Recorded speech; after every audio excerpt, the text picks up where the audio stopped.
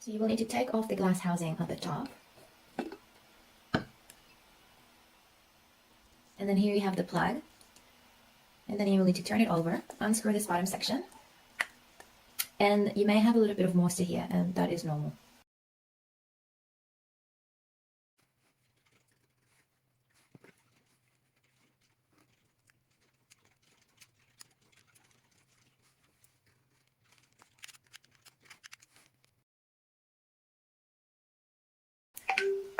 Then with a small screwdriver, you will need to unscrew in the base here, these 4 screws.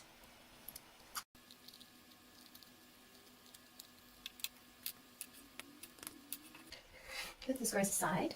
You will be able to open the top part of this unit, like so. And you will be able to access the battery at the base of this unit.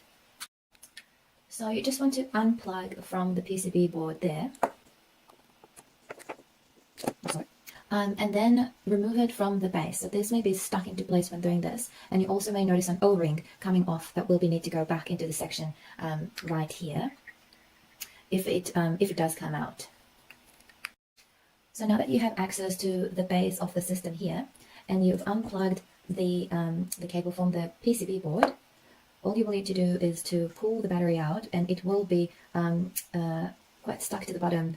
So you will need to pull it out and then grab your new battery and peel that piece away, and you will cover the part that is going to be glued to the base of the unit. So this is very sticky, and that will go down to the bottom of the base of that unit to replace your battery.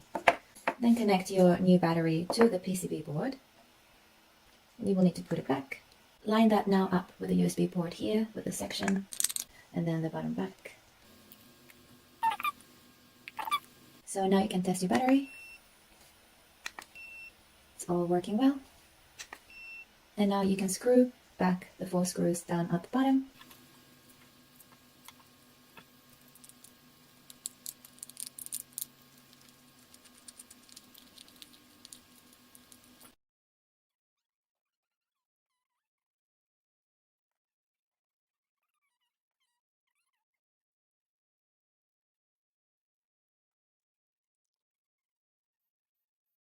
And that's it. Then it's ready to be used.